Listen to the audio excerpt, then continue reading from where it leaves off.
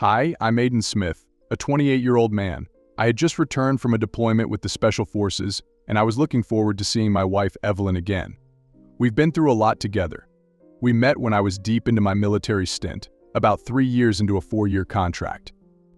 It wasn't easy, being apart for so long, facing all those ups and downs, but through it all, Evelyn was there, my constant support. We dated for 6 solid years before I finally popped the question. And let me tell you, seeing her say yes was the best moment of my life. We tied the knot, and I thought we were set for a lifetime of happiness. Little did I know, life had other plans in store for us. As I already said, I met Evelyn by chance while I was searching for a place to stay. Asking her for directions turned into 6 years of dating, filled with its fair share of challenges including time spent apart, UPS and downs, and even deployment. While Evelyn planned to move to another city, I couldn't shake the allure of military life. We discussed the possibility of me joining the reserves to balance our relationship and my duty. My time in the reserves meant occasional absences, with the longest stretch being a 3-month drill. However, nothing prepared us for the year-long deployment that followed. After our wedding, Evelyn and I didn't have the luxury of a long honeymoon period. We were eager to settle down, but life had other plans.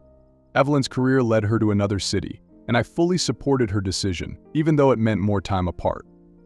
My military duties often kept me away from home anyway, and Evelyn understood and accepted the demands of my job. From my perspective, despite spending a lot of time apart, Evelyn and I remained close. We both had our own aspirations, but we always supported each other. However, convincing her mom, Flora, was a challenge for Evelyn. Being a single parent, Flora was apprehensive about Evelyn marrying a military man. But on our wedding day, as I was getting ready to head to the ceremony, I overheard a conversation between Evelyn and her mom. "Evelyn, there's a car waiting outside just in case you change your mind. Sweetheart, you can still say no." "Mom, please stop. It's my wedding day, can't you be happy for me?" "Evelyn, I would be if you were choosing happiness. But how can you be happy when your husband will be away most of the time? You'll be alone, doing everything by yourself. I just can't see how that leads to happiness." "Mom, I've made my decision to marry Aiden, and I know what I'm getting into. Please don't speak about him like that." After our wedding, Flora eased up a bit, and we managed to get on speaking terms. Evelyn and I moved to a new place shortly after, but before long, I had to leave for my deployment. Now, after nearly 5 months, I returned home. As I pulled up to our house in the evening, I expected to see Evelyn's welcoming smile, but the place was empty. Opening the front door, I stepped inside, calling out for Evelyn, but there was no response. My heart started racing, and I dialed her number, only for her mom, Flora, to answer. "Evelyn? Where are you?" "Oh, Aiden, you're back already?" "Flora?" "Yes, I just got back. Where's Evelyn?" I'll come over. We need to talk." I waited anxiously, pacing the living room until Flora finally arrived, her car pulling up outside. She motioned for me to get in, and I obliged, feeling a knot form in my stomach. "Where are we going?" "You will know." Is this some surprise Evelyn planned? Why isn't she answering her phone? After a 15-minute ride, she stopped her car near a cemetery. Confusion gnawed at me as I stepped out, following Flora's lead. She walked with purpose until she halted in front of a grave. My heart sank as I read the inscription, Evelyn Smith. "Flora, what? What is this?" Flora turned to me, her eyes heavy with sorrow. "It's been 2 months. My daughter is no longer with us." I felt a sharp pang in my chest at her words, the weight of the revelation hitting me like a ton of bricks. How? How did this happen? Flora took a deep breath before speaking. She was holding her tears. "It was a terrible accident, Aiden. Evelyn was driving home from work one evening when another car ran a red light and collided with hers. The impact was too much. By the time the paramedics arrived, it was already too late. Why? Didn't anyone tell me? Why didn't I know about this?" Flora reached out, placing a comforting hand on my shoulder. "I tried calling you, Aiden, but couldn't reach you. And now you come back, I didn't know how to tell you. I'm so sorry. I should have been here. I should have been with her." Flora placed a comforting hand on my shoulder, offering what little solace she could at that moment. I had no idea how I got back to my place. It took me a week to accept the reality that my beloved wife was not anymore in this world. I was having a hard time accepting Evelyn's sudden death. Flora stopped by my house a few times in the weeks. Each time, she brought a casserole or some homemade cookies, as if trying to fill the void Evelyn's absence had left behind. I appreciated her gestures, even though they only served as painful reminders of what I had lost. One afternoon, there was a knock at the door, and I found Flora standing on the doorstep, a Tupperware container in hand. "Hey, Aiden. I thought I'd drop by and see how you're doing." "Thanks, Flora. Come in." I stepped aside to let her in, feeling a mixture of gratitude and resentment swirling inside me. Flora made her way into the living room, glancing around as if assessing the state of my grief. "How have you been holding up, dear?" "I'm managing, I guess. It's been tough. I can't even begin to imagine. Losing Evelyn. It's been hard on all of us." "Thanks for stopping by, Flora. I appreciate it." "Of course, Aiden. And remember, if you ever need anything, I'm just a phone call away." She gave me a reassuring smile before heading out the door, leaving me alone once again with my thoughts. A few days passed, each one heavier than the last as grief consumed me. Despite Flora's attempts to comfort me, the ache of losing Evelyn only seemed to intensify with time.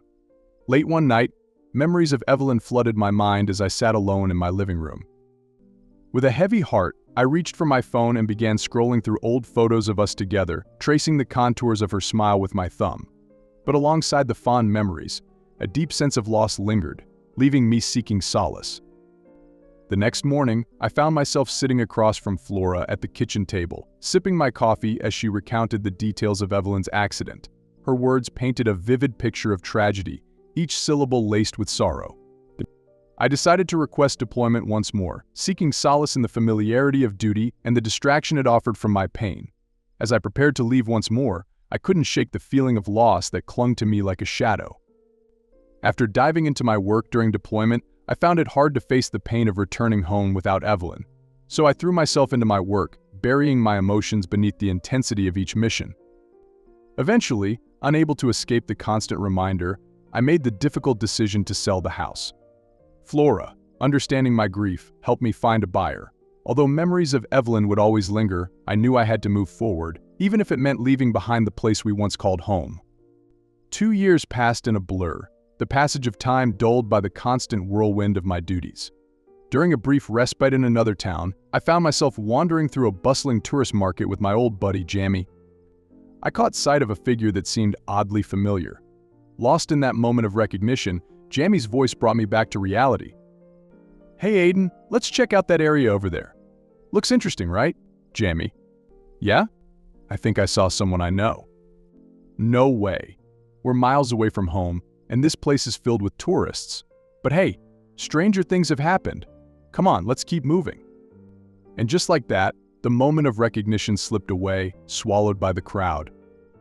After roaming through the stress and enjoying the vibrant views, I caught sight of that familiar figure once more. Without a second thought, I followed her through the crowd, but she vanished before I could reach her. I shrugged off the feeling. I ducked into a nearby coffee shop and took a seat outside, trying to clear my head. Then, I saw her again, a glimpse of her standing across the street, our eyes locking for a brief moment. The sight of her approaching felt surreal, like a scene straight out of a movie. I couldn't tear my eyes away as she crossed the road and walked toward me, her presence drawing me in like a magnet. When she finally stood before me, speaking my name, it took a moment for her words to register. "Aiden? Aiden? Are you listening?" I blinked, snapping out of my daze, and realized people were staring at us. But I couldn't believe what I was seeing. I reached out, tentatively touching her cheek, feeling the warmth of her skin beneath my hand. "Evelyn? Aiden? Is that you? Why did you lie to us?" I was still reeling in shock, but her words snapped me back to reality. I needed to focus, to understand what she was saying. "You were alive? What are you saying, Aiden? What the hell? Why did you lie to us? I'm asking you something." I couldn't make out half of what she was saying. I just reached out and pulled Evelyn into a tight hug, my eyes unable to hold back the flood of tears. And then Evelyn hugged me tightly, and we both cried for what felt like an eternity. The weight of everything that had happened washed over us, and for a moment, it was just the two of us, clinging to each other as if our lives depended on it. But then, unexpectedly, Evelyn pushed me away, and her expression turned from one of sadness to anger. She looked at me with intensity in her eyes, her voice filled with frustration as she spoke. Aiden, why did you lie to us? You fake your death? For what? I was taken aback by her sudden change in demeanor, my heart sinking as I realized the depth of her pain and betrayal. Evelyn, I fake what? I thought you were dead. But Evelyn wasn't finished. She continued to speak, her voice growing louder with each word. You left me, Aiden. You left me to face all of this alone. Do you have any idea what I went through, thinking you were gone forever? I could have handled this situation calmly, but I knew I was on edge and couldn't hold back. Evelyn, I didn't leave you. I would never leave you. Why are you saying this? When I returned home, you weren't there. Your mom said you were dead. What nonsense, Aiden. It's you who sent your death news to me. What? I never. Please believe me, Evelyn. Believe what? Aiden? I don't understand what's going on. Just tell me what happened. You don't understand? Your mom orchestrated this whole thing. She lied to both of us about our deaths to keep us apart. She never wanted us to get married in the first place. Enough, Aiden. How many lies are you going to tell? You expect me to believe this now? I can't believe I ever trusted you. You've been fooling me all this time. Not anymore. Evelyn was about to make a turn to leave, and before I could respond, my buddy Jamie appeared, a look of shock spreading across his face as he caught sight of Evelyn. Hey Aiden, look what I found. His voice trailed off as his gaze landed on Evelyn, his eyes widening in disbelief. Evelyn? Oh my God. Evelyn. You are. Jamie looked at me, and I nodded. You are alive. But it's been a year since you died. I mean, we literally visit your grave? 2 years, 65, 66 days actually. Evelyn's gaze remained fixed on me, her features hardening with each passing moment. She was the familiar someone you were talking about, right? It looks like you two have a lot to catch up on. I'll leave you to it then. As Jamie took his leave, I suggested finding a quiet place where we could talk calmly. Evelyn agreed, and we headed to a cafe near the beach. We sat across from each other. She looked absolutely beautiful, and I found myself lost in her gaze for a moment. So? Are you going to explain? It's as clear as day. Your mom told me that you were dead. She took me to your fake grave, showed me the official documents involving your death. What does it all mean? Aiden, you know what you're talking about. She's my mom. And she never liked me, Evelyn. Do you want to see what your mom's intentions are? Because you still haven't seen it now. And tell me, what did she tell you? Did she say I'm dead? No, my mom never said that. Why are you dragging her into this? Because she lied to me. But let's leave that aside for now. How did you assume that I'm dead? Your junior came to deliver the news that you were shot in the head on duty and died on the spot. He showed me all the documents. Did he tell you his name? James? Did you ask for his ID? His ID. Oh, no, I didn't ask to see it. As Evelyn looked back at me, realization dawned on her face. But it was difficult for her to accept that her mom was behind all of this. Aiden, I was so shocked that I didn't. I am feeling so dumb. She started sobbing and I pulled her into a comforting hug, holding her close as she cried. I can't believe my mom would do this to me for all this time. Yeah, it's shocking. As the sun went down, we sat there, trying to process it all. Don't worry, Evelyn, we'll sort this out together. But first, we need to tell the police. Are you okay with that? Yes, I'm so frustrated right now. Let's do it. Evelyn. Yes. By the way, where's your mom? She's at her home. Then Jamie arrived, and we recounted the entire story to him. But how could she lie to you for so long? And how was it possible for you two not to meet each other all that time? So many questions. Actually, during all this time, Flora stayed in touch with me. Every time I returned, I stayed at a hotel, and sometimes Flora would visit me. Oh yeah, you sold your house last year. What? Sold it? But I've been living there. We were all stunned by this revelation. Wow. So she fakes the whole deaths and house selling thing also. By the way, who did you sell it? I didn't meet him. It was all on paper and Flora handled everything. So you got the money and your house is still yours. Evelyn, I'm sorry, but your mom is something else. She helped Aiden sell that house so you could live there, and all this time, you weren't aware of it. How could I be so dumb? I feel like such an idiot. Me too. I never once doubted her. I have an idea. I agree that you should report her ASAP, but she's a mastermind. How could she do everything on her own? There must be someone who helped her. Don't you think? Do you guys remember anyone who was common in this whole conspiracy? I tried to recall all the incidents that happened since then, but Flora was always alone, and Evelyn also didn't point something out. No, I can't pinpoint anyone specific. I know a detective who could help us. Okay, then let's meet in LA. Evelyn, until then, just acts normal around Flora. Since Flora had a flight to catch and Jamie and I had flights scheduled for Sunday, we made a plan and decided to wait until we could report everything to the police. As I landed in LA, I immediately texted Evelyn to arrange a meeting. We decided to head directly to the police station to report the situation and seek their assistance. Jamie, who knew a detective, assured us that he could help us navigate the legal process. Upon arriving at the police station, we were directed to Officer Elijah, a seasoned detective known for his expertise in handling complex cases. After listening to our story, Officer Elijah's expression turned grave as he summarized the details. So, let me make sure I have this straight. Your mother-in-law told you that your wife was dead, provided false evidence to support the claim, and sold your house under a fake name. He looked at Evelyn and asked, "And your mother hired someone to impersonate a colleague to fake your husband's death?" Me and Evelyn exchanged a glance before nodding in unison. Yes, that's correct. All right. This is a serious matter and I will need to file a report. I assure you we will investigate this thoroughly. I need to ask a few more questions from both of you. Of course, officer. We're here to help in any way we can. Absolutely. We just want to get to the bottom of this and make sure justice is served. Good to hear.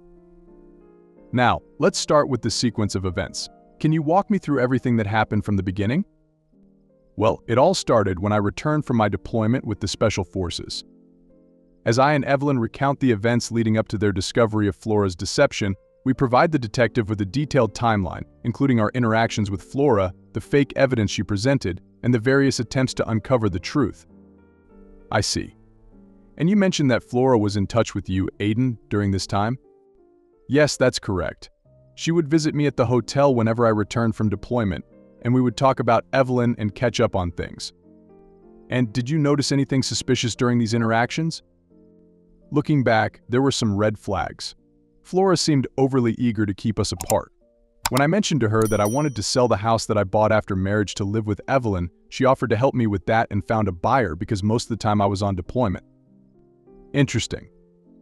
Now, let's talk about the fake evidence Flora presented. Did she show you any documents or provide any other proof of Aiden's supposed death? Yes, she showed me a death certificate and some other paperwork. She even took me to a fake grave site and staged a memorial service. And how did she convince you, madam?